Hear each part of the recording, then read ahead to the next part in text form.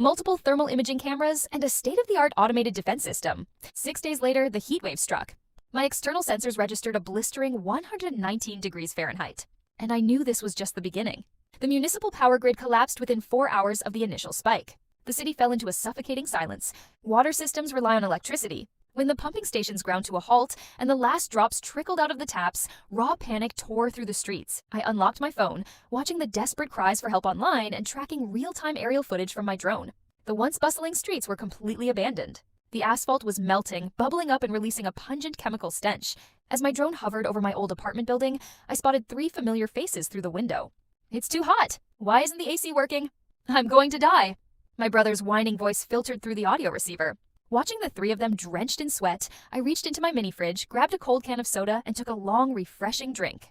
The icy liquid slid down my throat, sending a pleasant shiver through my body. It actually felt a little chilly, so I adjusted my thermostat to a comfortable 78 degrees.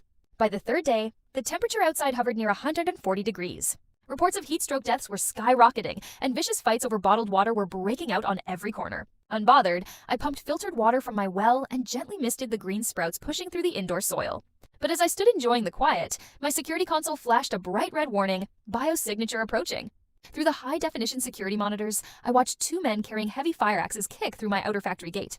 "The air is cooler in here. There's definitely food inside." On screen, their faces were twisted with heat exhaustion and manic desperation. I recognized them instantly.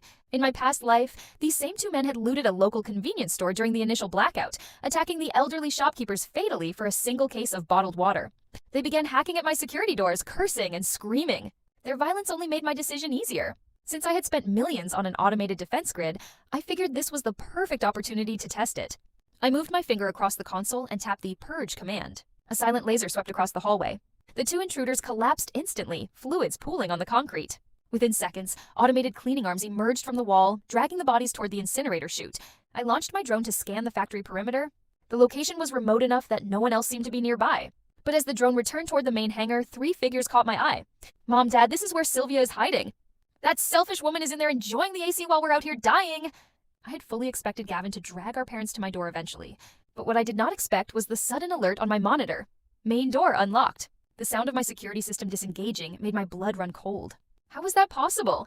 The security architecture was my own design, featuring physical and digital barriers.